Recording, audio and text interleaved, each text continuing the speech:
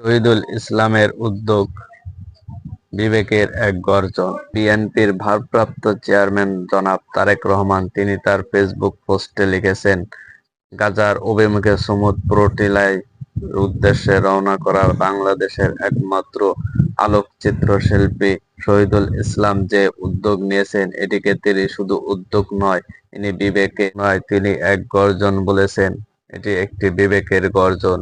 জনাব তারেক রহমান বলেছেন, বাংলাদেশের মানুষ কখনো হাল ছাড়েনি, বাংলাদেশের মানুষ কখনো ভয় ভীতি সমৃদ্ধিকে তারা কখনোই পিছপা হয়নি, বাংলাদেশের মানুষ কখনো ভয় পেয়ে দাবিয়ে রাখা যায় না।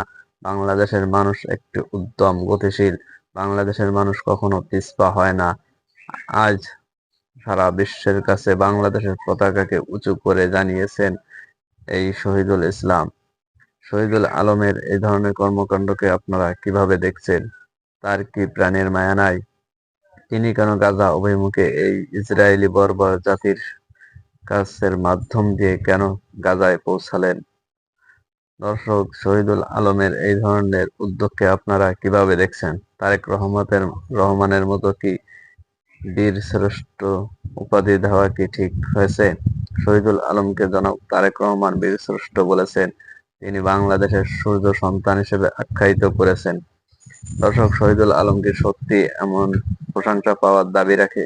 যদি তাই হয় তাহলে কমেন্ট করে জানাবেন এবং আমার ভিডিওটি ভালো লাগলে বেশি বেশি করে শেয়ার করবেন, ফেসবুক পেজটি ফলো করবেন এবং আমার বাগেরহাট নিউজ 20 ইউটিউব চ্যানেলটি সাবস্ক্রাইব করবেন। ধন্যবাদ।